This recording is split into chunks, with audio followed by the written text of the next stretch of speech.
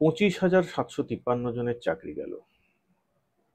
আজকে রাত্রে 25,753টা পরিবার নির্ঘুম কাটাবে। এর জন্য দায়ী কে? দায়ী মমতা ব্যানার্জি? অবশ্যই তিনি সরকারের প্রধান হিসেবে, মুখ্যমন্ত্রী হিসেবে দায় এড়াতে পারেন না। তিনি মুখ্যমন্ত্রী, তার প্রাক্তন শিক্ষামন্ত্রী আজকে এই দায় জেলে।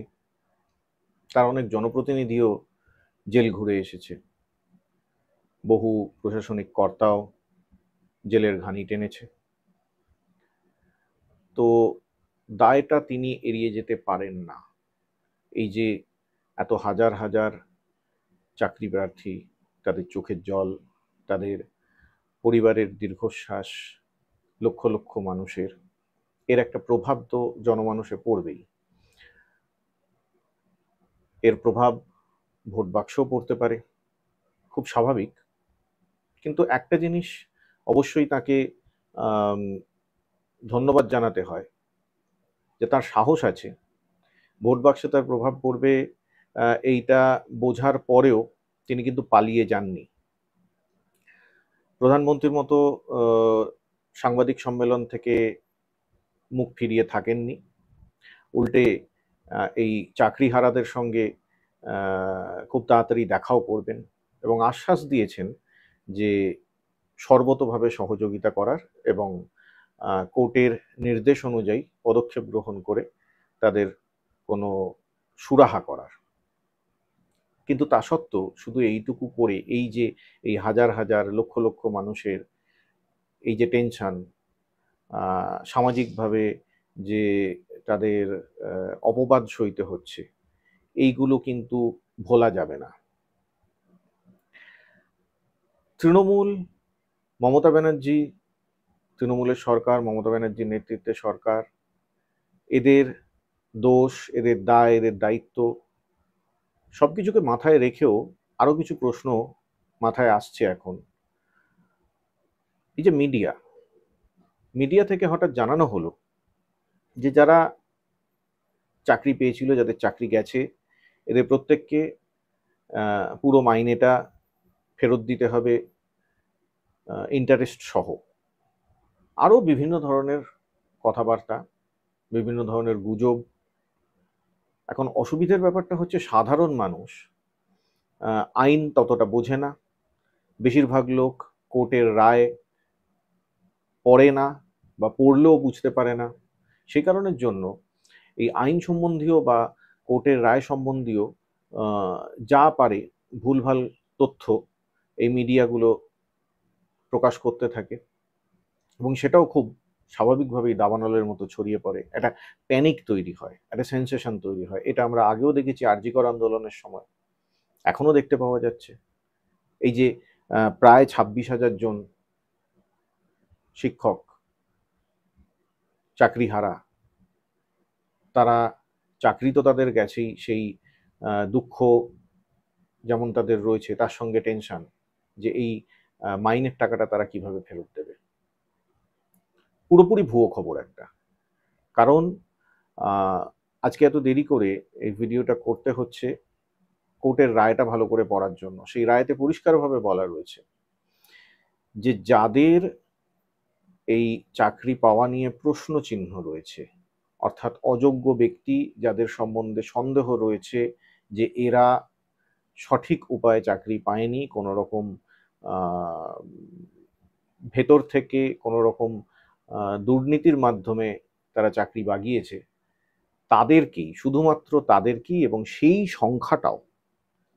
সংখ্যাটাও নির্দিষ্ট করে দেওয়া রয়েছে। এই টোটাল শিক্ষক, অশিক্ষক কর্মচারী, ক্লার্ক, গ্রুপ ডি কর্মচারী সব মিলিয়ে যারা রয়েছে, টোটাল সংখ্যাটা 6,553। অর্থাৎ এই 6,553 জন যারা অবৈধ উপায়ে চাকরি পেয়েছে, যারা সেই অর্থে যোগ্য নয়, কারণ যেহেতু তারা যোগ্য নয় তাই অবৈধ উপায়ে চাকরি পেয়েছে, বা অবৈধ উপায়ে চাকরি পেয়েছে যেহেতু, কারণ তারা যোগ্য নয় বলেই অবৈধ উপায়টা তারা অবলম্বন করেছে। তো এই লোকগুলোকে, এই যারা দুর্নীতিবাজ রয়েছে, এদেরকে টাকাটা ফেরত দিতে হবে।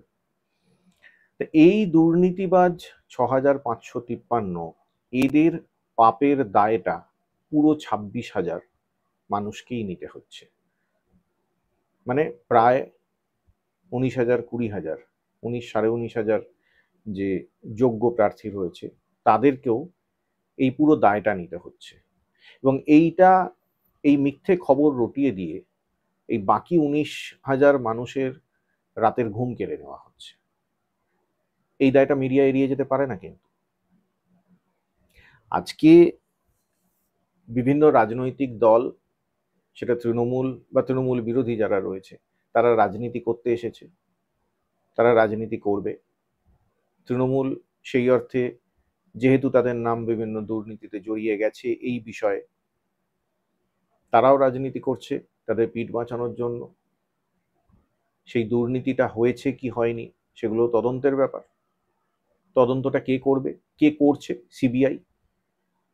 সিবিআই তদন্ত করে কি অশ্বডিম্ব প্রসব করছে সেটা আমরা পরিষ্কার দেখতে পাচ্ছি। আজকে যাদেরকে দুর্নীতির দায়ে গ্রেপ্তার করেছে তারা একটার পর একটা জামিন পেয়ে যাচ্ছে। তাহলে সিবিআই কি তদন্ত করলো? সিবিআই এমন তদন্ত করলো যে যাদের ওপর দুর্নীতির আঙুল তোলা হলো তারা ছাড়া পেয়ে যাচ্ছে, আর ভুগতে হচ্ছে এই সাধারণ শিক্ষকদের যারা চাকরি পেয়েছিল। আর যারা চাকরি পেয়েছিল তাদেরকে কেন ভুগতে হবে? যাকে দুর্নীতির দায়ে প্রধান অভিযুক্ত করা হয়েছে সেই পার্থ চ্যাটার্জি, প্রাক্তন শিক্ষামন্ত্রী, তিনি এখনো জেলে আছেন। তার বিরুদ্ধে আইনত ব্যবস্থা নেওয়া হোক, তার বিরুদ্ধে চার্জশিট গঠন করা হোক। সেটা সিবিআই করছে না, ডিলে করে চলেছে। ভুগতে হচ্ছে সাধারণ ঘরের এই ছেলে মেয়েদেরকে। এরা বাঙালি, কারণ বাংলায় একটা কথা বহুদিন ধরেই আমরা জানি যে বহু চাকরি রয়েছে বাইরের রাজ্য থেকে এসে বাঙালি ছেলেদের রুটি রুজি ভাত মেরে দিচ্ছে, চাকরি খেয়ে নিচ্ছে।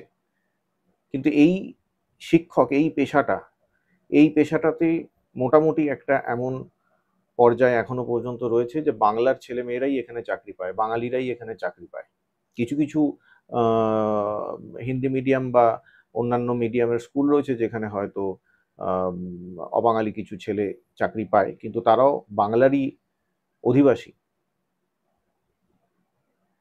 আর রাজ্য সরকারি স্কুলগুলোতে প্রধানত বাংলার অধিবাসীরাই চাকরিগুলো পায়। তো আজকে এই প্রায় 26,000 বাঙালি ছেলের, বাংলার অধিবাসী ছেলের চাকরি চলে গেল। এর দায়টা শুধু সরকারের নয়, এই মিডিয়াগুলোর, এই তদন্তকারী সংস্থারও। তাদের ওপর দায়িত্ব দেওয়া হয়েছিল। রাজনৈতিক দলগুলো, বিজেপি আজকে রাজনীতি করতে নেমেছে। সকাল থেকে শুভেন্দু অধিকারী, মনোজ টিগ্গা, দিলীপ ঘোষ, এদের কোনো দেখা সাক্ষাৎ ছিল না। দেখা সাক্ষাৎ থাকবে কি করে? কারণ এদেরও অনেকে তো বিভিন্নভাবে জড়িত থেকেছে এইসব ব্যাপারে। এই শুভেন্দু অধিকারী, তার ভাই দিব্যেন্দু অধিকারী তৃণমূলের প্রাক্তন নেতা ছিলেন, বর্তমানে বিজেপির নেতা, এমপি। তারও রেকমেন্ডেশনে অনেকের চাকরি হয়েছে। খবরে পাওয়া যাচ্ছে তার জেলা থেকেই সব থেকে বেশি চাকরি হয়েছে এবং তারই রেকমেন্ডেশনে সব থেকে বেশি চাকরি হয়েছে। ওই কারণে শুভেন্দু অধিকারী সেইভাবে মুখ খুলতে পারছেন না। হ্যাঁ, উনি মুখ খুলেছেন, মুখ খুলে যেমন উনি বরাবরের মতো ভুলভাল বকেন তাই বকেছেন। বলেছেন তারা যখন ক্ষমতায় আসবেন তখন এই 19,000 লোকেদের চাকরির ব্যবস্থা করে দেওয়া হবে। তা এই যে কারা 19,000 লোক রয়েছে সেটা তুমি যেহেতু জানো, তুমি কেন প্রসিড করছো না আইনত? আপনি যান আদালতে গিয়ে এই দাবিটা তুলুন যে এই 19,000 যারা যোগ্য ব্যক্তি রয়েছে, যোগ্য প্রার্থী রয়েছে, তাদের চাকরিটা যাতে বহাল থাকে সেটার জন্য আপনি আওয়াজ তুলুন। কবে আপনি ক্ষমতায় আসবেন? আদৌ ক্ষমতায় আসবেন না, আপনি বিশ্বাস করুন। আর ক্ষমতায় এলেও আপনারা যে চাকরি ফেরত দেবেন তাদেরকে, তার কি গ্যারেন্টি রয়েছে? ত্রিপুরায় প্রাক্তন সিপিএমের সরকার 10,323 জনকে চাকরি দিয়েছিল। সেই চাকরি নিয়েও ব্যাপক দুর্নীতি হয়েছে বলে খবরে প্রকাশ। সে নিয়েও অনেক প্রশ্ন রয়েছে, কিন্তু সেখানেও আপনারা এই রকম কথাই বলেছিলেন। কিন্তু কার্যক্ষেত্রে কি দেখা গেল? আপনাদের সরকার ক্ষমতায় আসার পর ওই 10,323 জনের চাকরিটা সবার আগে আপনারা কেটে দিলেন। তো এই যে 19,500 যোগ্য প্রার্থী রয়েছে, এদেরও যে চাকরি আপনারা খাবেন না তার কি গ্যারান্টি রয়েছে? আর আপনি বড় বড় কথা বলছেন? আপনি কোন মুখে বড় বড় কথা বলেন? আপনাদের সরকার রয়েছে যেসব, ডবল ইঞ্জিন সরকার রয়েছে যেসব রাজ্যগুলোয়, সেখানে এই ধরনের যে ঘটনা, সে তো রোজকার ব্যাপার। মহারাষ্ট্রে ব্যাপক কেলেঙ্কারি হয়নি? এই ধরনের নিয়োগ দুর্নীতি, এই ধরনের দুর্নীতি আপনাদের রোজকার ব্যাপার। কোনো দুর্নীতি সমর্থনযোগ্য নয়। তৃণমূল কংগ্রেসের একজন মন্ত্রী একবার বলে বসেছিলেন যে যারা আমাদের পার্টির কর্মী রয়েছে তাদের চাকরির ব্যবস্থা আমরা করব। এটা খুব ভালো কথা, স্বাভাবিক কথা। যারা পার্টিটা করছে তাদের শুধুমাত্র স্লোগান দেওয়ার জন্য, দেওয়াল লেখার জন্য, বক্তৃতা দেওয়ার জন্য তো তারা পার্টি করছে না। তারাও মানুষ, তাদেরও খেতে পড়তে হবে, খেয়ে পড়ে বাঁচতে হবে, তাদের একটা রুটি রুজির ব্যবস্থা করে দেওয়াটা পার্টির দায়িত্ব। কিন্তু তারপরেই যেই বিরোধীরা একটু হল্লা করলো, সঙ্গে সঙ্গে তা শুকিয়ে গেল। তখন তিনি আমতা আমতা করতে শুরু করলেন, সাহস করে আর বলতে পারলেন না।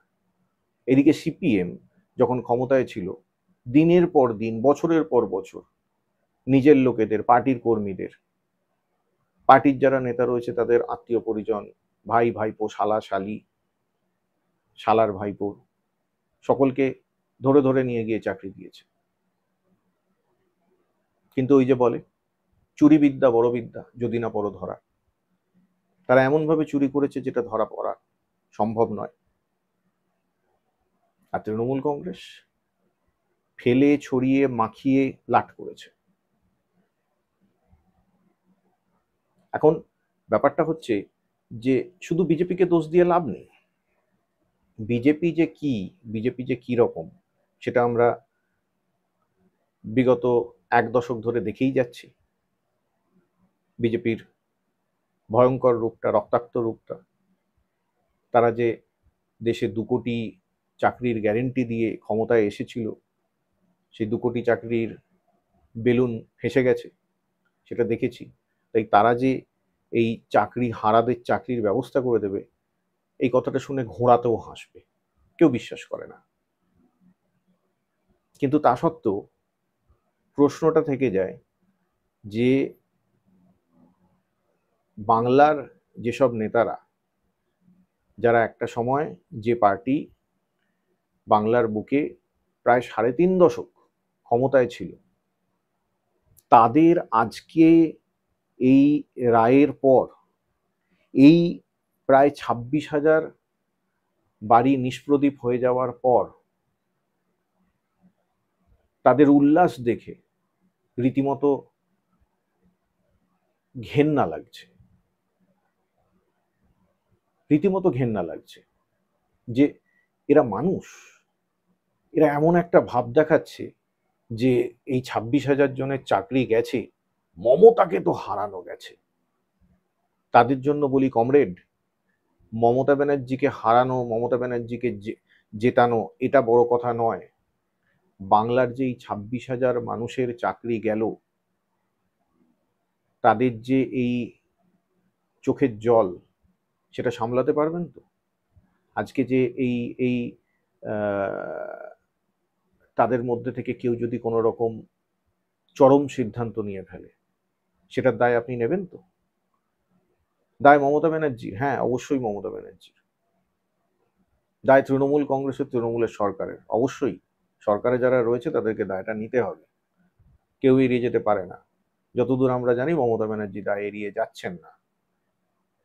কিন্তু আপনারা আপনাদের মহান উকিল বিকাশবাবু, বিকাশ রঞ্জন ভট্টাচার্য, তারপর কি সব রয়েছে, শামীম ফিরদৌস, গায়ে মানে না আপনি মোড়ল, এরা এরা এরকম একগুঁয়ে ভাব দেখিয়ে তারা বলছে কাউকে চাকরি পেতে দেব না, পুরো প্যানেলটাকেই বাতিল করব। ওই সেই বিকাশবাবুর পেয়ারের শিষ্য প্রাক্তন বিচারপতি যখন বিচারপতি ছিলেন তখন অনেক বড় বড় কথা মারতেন, কথা বলতেন, ঢাকি সমেত বিসর্জন করে দেবেন। তো এই বিকাশবাবু তিনি বলছেন কি না, ঝুড়ির মধ্যে একটা আম যদি পচা থাকে তাহলে পুরো ঝুড়ির সবকটা আমকেই ফেলে দিতে হবে। তো এই সাধারণ গরিব নিম্নবিত্ত বাড়ির যেসব ছেলেরা পড়াশোনা করে একটা ভালো একাডেমিক কেরিয়ার তৈরি করে একাডেমিক্সেই নিজেদের প্রফেশনাল কেরিয়ার তৈরি করার জন্য শিক্ষকতার চাকরি বেছে নিয়েছে, তারা আপনার কাছে ওই আম জাম কাঁঠাল মূলো এইরকম ফলমূল শাকসবজি, হ্যাঁ সিপিএম বা বিকাশ ভট্টাচার্যের কাছে সেটাই, এর দায়টা বিকাশ ভট্টাচার্যকেই নিতে হবে। কারণ আমরা জানি যে সিপিএম এর বা এসএফআই এর তরফ থেকেও বিকাশ ভট্টাচার্যের এই অবিমিশ্রকারিতার জন্য তার বিরোধিতা করা হয়েছিল, সতর্ক করা হয়েছিল। এসএফআই এর দেবাঞ্জন বলেছিল যে সবার চাকরি বা পুরো প্যানেলটা বাতিল করার পক্ষে তারা নয়। সুজন চক্রবর্তী বলেছিলেন পুরো প্যানেল বাতিল করার পক্ষে সিপিএম নয়। সিপিআইএমও চায়নি যে সবার চাকরি বাতিল হয়ে যাক। শুধুমাত্র এই গোয়ার্তুমিটা করেছেন এই বিকাশ রঞ্জন ভট্টাচার্য। বিকাশবাবুকে বলছি, স্যার কালো কোটটা খুলে রাজনীতি করার ফাঁকে যদি কখনো ক্লান্ত হয়ে যান তাহলে ওই ওই চাকরিহারা এই 26,000 যারা রয়েছে ছেলে মেয়ে, তাদের চোখের দিকে একবার তাকাবেন, তাদের চোখের জলটা একবার বোঝার চেষ্টা করবেন। মমতা ব্যানার্জিকে কি টেনশন দেওয়া গেল, সেই সেই টেনশনের কথা চিন্তা করে আত্মতুষ্টি লাভ করার সময় এটা নয়। আপনারা মমতা ব্যানার্জিকে টেনশন দিতে পারলে প্রচুর আত্মতুষ্টি লাভ করেন, আমরা জানি। কারণ আপনাদের জীবনের এক এবং একমাত্র লক্ষ্য ওই ওই একটি মেয়ে, বস্তির মেয়েটা, ভুলভাল ইংরেজি বলা, ভুলভাল কবিতা বলা, চুটি পরে ঘুরে বেড়ানো, বিচ্ছিরি দেখতে, কাজের মাসির মতো দেখতে ওই মেয়েটা আপনাদের জীবনের একমাত্র লক্ষ্য, তাকে ছোট করা। কিন্তু সেই তাকে ছোট করতে গিয়ে আপনারা বাংলাকে ছোট করছেন, বাংলার এতগুলো মানুষকে, এতগুলো ছেলে মেয়েকে, তরুণ তরুণীকে, তাদেরকে পথে বসালেন। এর দায় আপনাদের নিতে হবে, এর দায় আপনি এড়িয়ে যেতে পারেন না। আপনারাও যখন ত্রিপুরায় 10,323 জনকে চাকরি দিয়েছিলেন, যে চাকরিটাই বিজেপি খেয়ে নিয়েছে, সেই সময় কি হয়েছিল? আপনি তো একসময় ত্রিপুরার অ্যাডভোকেট জেনারেল না কি একটা পদে ছিলেন শুনেছি, তখন কি হয়েছিল আপনার? আর সিপিএম বিজেপি এখন তো একসঙ্গে চলছে, এক ঘাটে জল খাচ্ছে, মানে রামে আর বামে, এ বলে আমায় দেখ, ও বলে আমায় দেখ, দুজনের মাঝখানে তো সেটিং পুরো বোঝাই যাচ্ছে। সে অভিজিৎ গাঙ্গুলি থেকে শুরু করে সব জায়গাতেই দেখতে পাওয়া যাচ্ছে। আজকে একটা জিনিস আমি আদালতের রায়টা ভালো করে পড়ে বেশ কয়েকটা কনফিউশন তৈরি হচ্ছে।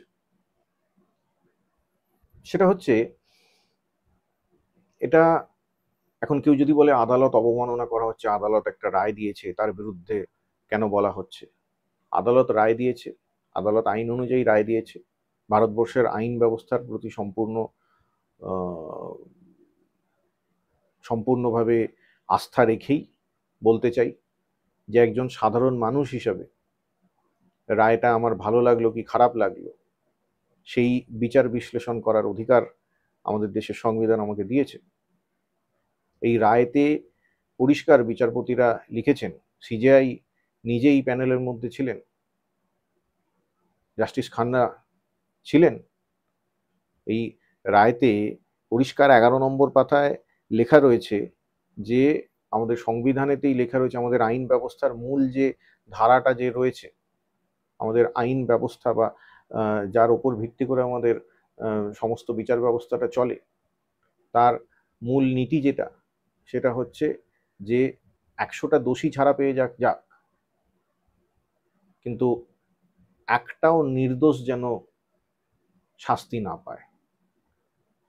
যদি সেটা হয় তাহলে আর্টিকেল 14 আর আর্টিকেল 16/1 এই আর্টিকেলগুলো, সংবিধানের এই ধারাগুলো উল্লঙ্ঘন করা হয়। তারপরেও তারপরেও আপনারা পুরো প্যানেলটাকে বাতিল করলেন। আমি বিচারপতিদের কাছে একটা প্রশ্ন করতে চাই।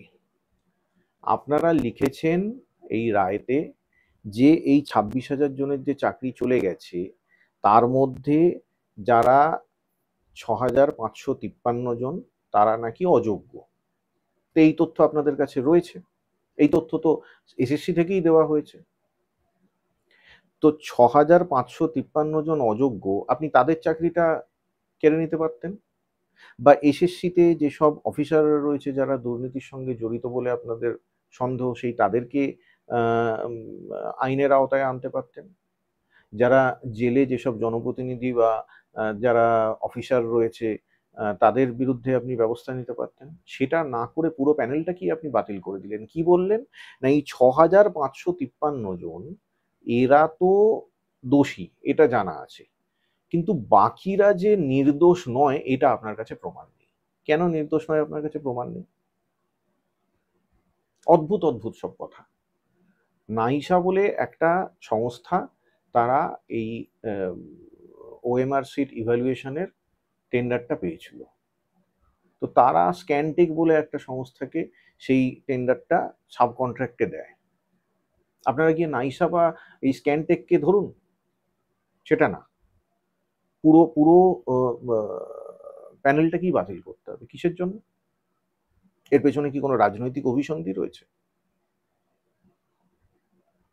আপনারা যখন বলছেন যে কোনো রকম কোনো দুর্নীতির ব্যাপার থাকলে সেটা অবৈধ, তো আপনারা তো এর আগে নিট নিয়েও বলেছিলেন সেখানে দুর্নীতি হয়েছে।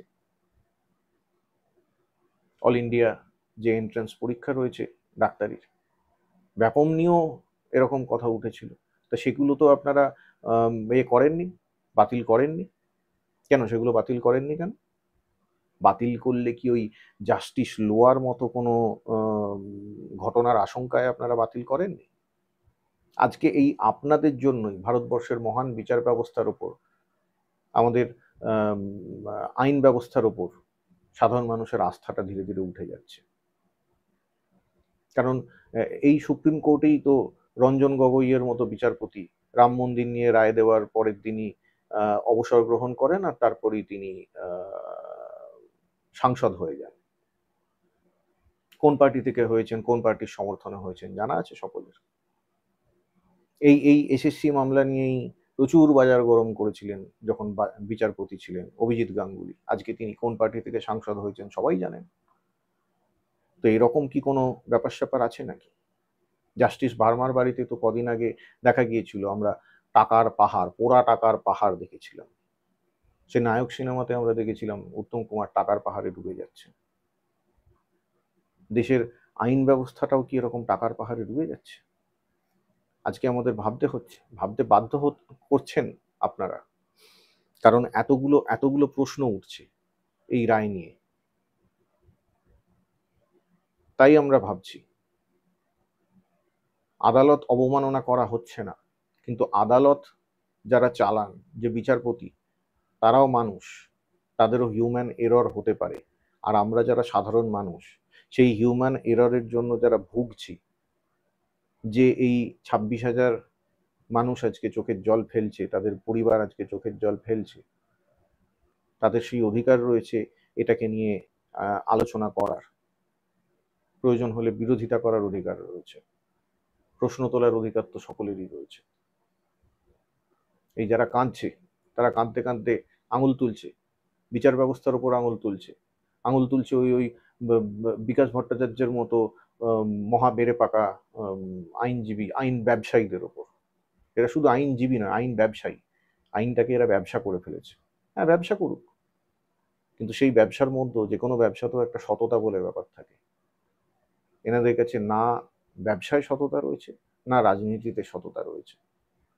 আপনারা যাদের উপর আঙুল তুলছেন তারা তো অসৎ, ঠিক আছে, মেনে নিচ্ছি তারা অসৎ, তাদের বিরুদ্ধে তো আইনত ব্যবস্থা নেওয়া হচ্ছে, কিন্তু আপনাদের সততাটা কোথায় গেল? আপনারা যে এই এত বড় বড় কথা বলছেন যে আপনারাও নাকি আম, আহ, আপনারা নাকি সৎ, তা আপনাদের কোথায় গেল সেই সততা? আপনি একসময় বলেছিলেন কোনো চাকরি পেতে দেব না, বিকাশবাবু বলেছিলেন। কেন দেবেন না আপনি? যখন আপনাদের সরকার ক্ষমতায় ছিল তখন শুধুমাত্র আপনাদের পার্টির লোকেরা চাকরি পেত। কলকারখানাগুলোতে তো তালা লাগিয়ে দিয়েছিলেন লাল ঝান্ডা পুঁতে, কর্মসংস্থানের 12টা বাজিয়ে দিয়েছিলেন। তারপর তৃণমূল সরকার আসার পর যখন কর্মসংস্থানের তালাগুলো খুলতে শুরু করেছে তখন থেকেই আপনাদের এই পায়তারাগুলো শুরু হয়েছে, এই নোংরামিগুলো শুরু হয়েছে। আজকে আপনারা এই এই প্রত্যেকটা এক একটা করে ঝামেলা পাকাচ্ছেন। যেই সরকার একটা করে চাকরির বিজ্ঞপ্তি জারি করছে, সঙ্গে সঙ্গেই আপনারা একটা করে চলতে পাকানো শুরু করে দিচ্ছেন, কোর্টে গিয়ে কেস করবেন। জনতার রায় তো আপনারা জুতোর বাড়ি খেয়েছেন, ওই কারণের জন্য এখন আদালতের রায়ের ওপর ভরসায় বসে আছে। আর বিজেপি এই আপনাদের তৈরি করে দেওয়া সলতেতেই আগুন জ্বালায়। আজকে যে জিনিসটা হলো এটা তো পুরোপুরি সিপিএম গাইডেড বিজেপির মিসাইল। কারণ বিজেপির আজকে এই শুভেন্দু অধিকারী থেকে শুরু করে যারা আজকে বড় বড় কথা বলছে তাদের হাতে এই এই ব্যবস্থাটা তুলে দিয়েছিলেন আপনারা। আর আজকে বিকাশ ভট্টাচার্য হিরো সাজছেন, শুভেন্দু অধিকারীরা হিরো সাজছেন। এই এই এই বিকাশ, শুভেন্দু এরা হচ্ছে গিয়ে কিরকম, সে ভাত দেওয়ার মুরদ নেই, কিল মারার গোসাই। কাউকে চাকরি তো দিতে পারবে না, কাউকে ভাত দিতে পারবে না, কিন্তু ভাতটা মেরে দেবে ঠিক। আর আর অদ্ভুত, রায়টা যখনই পড়ছি বা যখনই রায়ের কথাটা মাথায় আসছে, এত সেলফ কন্ট্রাডিক্টরি রায় খুব কম দেখতে পাওয়া যায়। এমনি আইন এমনই একটা চিড়িয়া, তাকে কান পাকড়ে যেদিকে মোচড়াবে সেই দিকেই পাশ ফিরে শোবে। এটা ঋষি বঙ্কিমচন্দ্র লিখে গিয়েছিলেন আজ থেকে 150 বছর আগে। তিনিও হাকিম ছিলেন। কিন্তু যেটা প্রশ্ন হচ্ছে যে পুরো প্যানেল বাতিল হওয়া, এই ব্যাপারটা কি অ্যাভয়েড করা যেত না? যাদেরকে দোষী বলে সন্দেহ করা হচ্ছে তাদের মধ্যে পার্থ চ্যাটার্জি, প্রাক্তন মন্ত্রী, তার বিরুদ্ধে তদন্তও চলছে। সেই তদন্তের ফলাফল কি হচ্ছে কিছু জানা যাচ্ছে না, শুধু জানা যাচ্ছে প্রতিদিন তার নতুন নতুন বান্ধবীর সন্ধান পাওয়া যাচ্ছে। তদন্তের কোনো গতি প্রকৃতি জানতে পারা যাচ্ছে না। অন্যান্য রাজ্যেও যে পাঞ্জাবেতে বা মধ্যপ্রদেশে, বিহারে, সেখানেও এরকম হয়েছে, কখনো নিয়োগ প্রক্রিয়া পুরোপুরি বাতিল করে দেওয়া হয়েছে। সেখানে নানা রকম কারণের জন্য হয়েছিল, সেগুলো এই এই রায়তে উল্লেখ করা হয়েছে। কখনো কোথাও কোয়েশ্চেন পেপার লিক হয়ে গিয়েছিল, কখনো কোথাও উত্তরপত্র ধ্বংস করে দেওয়া হয়েছিল, নানা রকম ক্লজ ছিল। কিন্তু এই রায়টা দেওয়ার সময় জাস্টিস কি ভুলে গিয়েছিলেন যে পশ্চিমবঙ্গের ক্ষেত্রের সঙ্গে সেগুলোর মৌলিক বহু পার্থক্য রয়েছে, এক নয় ব্যাপারগুলো?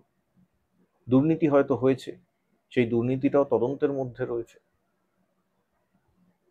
আসল ব্যাপারটা আমরা সাধারণ মানুষ পরিষ্কার বুঝতে পারছি যে এই পুরো ব্যাপারটাই, পুরো এই যে রায়টা আজকে বেরিয়েছে, এটা পুরোপুরি পলিটিক্যালি মোটিভেটেড। তা না হলে যে ক্লজ দিয়েছেন তার মধ্যে একটা হচ্ছে সুপার নিউমেরারি, সেই সেইটার বিরুদ্ধে রায় দিয়ে সিবিআই তদন্ত দেওয়া হয়েছিল। তো সেই সুপার নিউমারারি এই ক্লজটার ওপর ভিত্তি করেই কিন্তু যারা ওই অন্য পদে ছিল বা অন্য সরকারি চাকরি করত, সেই চাকরি ছেড়ে এই এই শিক্ষকতার চাকরিতে ঢুকেছে, তাদেরকে আবার পুনরায় সেই পদেতে বহাল করার জন্য এই সুপার নিউমেরারি ক্লজটাই দেওয়া হয়েছে। তাহলে এটা মেনে নিতেই হবে যে সুপার নিউমেরারি ক্লজটা কোনো রকম কোনো আইনের উল্লঙ্ঘন নয় সুপ্রিম কোর্টের রায় অনুযায়ী। এত সেলফ কন্ট্রাডিকশন আমরা এটা বারবার দেখে যাচ্ছি, যে হাইকোর্টে কোনো একটা কেসের একটা রায় হলো, সুপ্রিম কোর্টে গিয়ে তার উল্টো রায় চলে এলো। বারে বারে বারে বারে এই জিনিসগুলো হচ্ছে, মানুষের বিচার ব্যবস্থার উপর থেকে আস্থাটা হারিয়ে যাচ্ছে।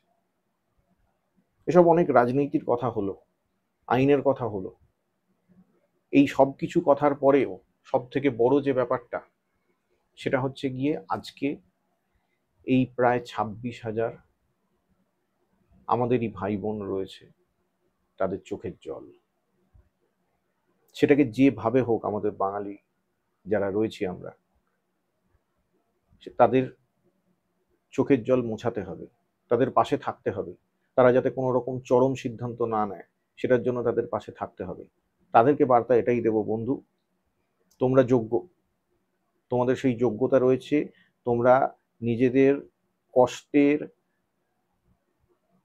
এই চাকরিটা নিজেরা কষ্ট করে মাথার ঘাম পায়ে ফেলে এই চাকরি তোমরা অর্জন করেছো, তোমাদের যোগ্যতা রয়েছে, তোমরা আবারও আগামী দিনে আরো ভালো কিছু পাবে, তোমাদের জন্য ভালো কিছু অপেক্ষা করে রয়েছে। মমতা বন্দ্যোপাধ্যায় বলেছেন যদিও যে 3 মাসের মধ্যেই সুপ্রিম কোর্টের নির্দেশ অনুযায়ী ব্যবস্থা করা হবে। যারা যোগ্য তাদের কাউকে কোনো রকম কোনো মাইনে ফেরত দিতে হবে না, তারা নিজেদের যোগ্যতায় চাকরি পেয়েছে, নিজেদের পরিশ্রমের বিনিময়ে তারা মাইনে পেয়েছে, তাই তাদের কোনো টাকা ফেরত দেওয়ার প্রশ্নই নেই, মাইনে ফেরত দেওয়ার প্রশ্নই নেই। এমনকি যারা অযোগ্য তাদের চাকরিটাও প্রশ্নচিহ্ন, বা তাদের যোগ্যতা নেই, তাদের চাকরি পাওয়াটাই উচিত নয়, মেনে নিয়েও বলছি, তারাও যে মাইনেটা পেয়েছে সেটা তাদের শ্রমের বিনিময়ে পেয়েছে। ঠিক আছে, তারা অযোগ্য, তারা দুর্নীতি করে চাকরি পেয়েছে, তাই তাদের শাস্তি হিসেবে তাদের মাইনেটা ফেরত দিতে হবে। তাদের মাইনে ফেরত কেন, তারা দুর্নীতি করেছে তার জন্য তাদেরকে প্রয়োজন পড়লে জেলেতেও ঢোকাতে হবে। যাদেরকে ওরা পয়সা দিয়েছে, যাদেরকে ঘুষ দিয়েছে, তাদেরকেও জেলে ঢোকানো হোক। কিন্তু যারা যোগ্য রয়েছে তাদের চাকরি তো যাবেই না। সুপ্রিম কোর্টের যে রায় রয়েছে সেই রায়টা যদি ভালো করে পড়া হয়, আপনারা শিক্ষিত, শিক্ষক যেহেতু, অনলাইনে পাওয়া যাচ্ছে এই রায়, অবশ্যই পড়ে নিন, পড়লেই আপনাদের এই যে দুশ্চিন্তা অনেকটা সুরাহা পাবেন। 3 মাসের মধ্যে আপনাদের চাকরি হবে, কাউকে কোনো মাইনে ফেরত দিতে হবে না, কারো মাইনে বন্ধ হবে না। 3 মাসের মধ্যে আপনাদেরকে অল্টারনেটিভ ব্যবস্থা করার নির্দেশ ওই আইনের মধ্যেই রয়েছে, ওই রায়ের মধ্যেই রয়েছে, মাফ করবেন। মমতা বন্দ্যোপাধ্যায় বলেছেন, সরকার সেই দায়িত্ব নিয়েছে। সরকারি চাকরি যখন করছেন সেই সরকারের ওপর এই ভরসাটা আপনাদের রাখতে হবে। আরো একটা কারণ রয়েছে ভরসাটা রাখতে হবে, কারণ আঙুলটা এই সরকারের ওপর উঠেছে। এই আঙুলটা বা এই এই যে চাপটা পড়েছে সরকারের ওপর, সেটা থেকে নিবৃত্তি পেতে গেলে এই জিনিসটা সরকারকে করতেই হবে। এটা না করে সরকার যেতে পারে না। আপনাদেরকে অবশ্যই অল্টারনেটিভ ব্যবস্থা করে দেওয়া হবেই, নিশ্চিন্ত থাকুন। আর কোনো রকম কোনো ভুলভাল চিন্তা ভাবনা, টেনশনও একটু হচ্ছেই, স্বাভাবিক হওয়াটা স্বাভাবিক, কারণ রুটি রুজির ব্যাপার। কারো রুটি রুজি চলে গেলে টেনশন হওয়াটা স্বাভাবিক, কিন্তু কোনো রকম কোনো চরম সিদ্ধান্ত, ভুল সিদ্ধান্ত নেবেন না।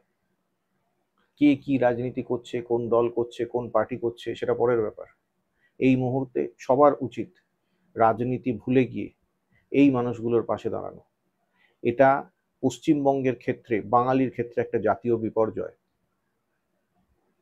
এই বিপর্যয়টাকে আমাদের বাঙালি হিসাবে সকলের একসাথে মিলিতভাবে মোকাবিলা করতে হবে এবং তার একটা সুষ্ঠু সমাধান বার করতে হবে। সরকার সেই সুষ্ঠু সমাধানটা বার করছে, আমাদেরকে অপেক্ষা করতে হবে ঠিকই, কিন্তু যাতে সরকার দ্রুত সেই সমাধান বার করে। 3 মাস সময় দিয়েছে ঠিকই, কিন্তু সেটা যাতে গ্রহণযোগ্য সমাধান হয় তার জন্য আমাদেরকে চাপ বজায় রাখতে হবে, ঠিক কথা। কিন্তু সব থেকে বড় ব্যাপারটা হচ্ছে এইটাই, যে যারা আপনাদেরকে ভুল পথে চালিত করছে, সেই মিডিয়া, সেই রাজনৈতিক দলগুলো, যারা আজকে উল্লাস করছে আপনাদের এই চোখের জল দেখে, যারা উল্লাস করছে, যারা সেন্সেশনাল নিউজ বানাচ্ছে, যারা নিজেদের রাজনৈতিক আখের গোছানোর চেষ্টা করছে, ফায়দা ধান্দা লোটার চেষ্টা করছে, তাদেরকে চিনে রাখুন, কারণ আপনাদের চোখের জলই হচ্ছে গিয়ে এদের রাজনীতির মূলধন।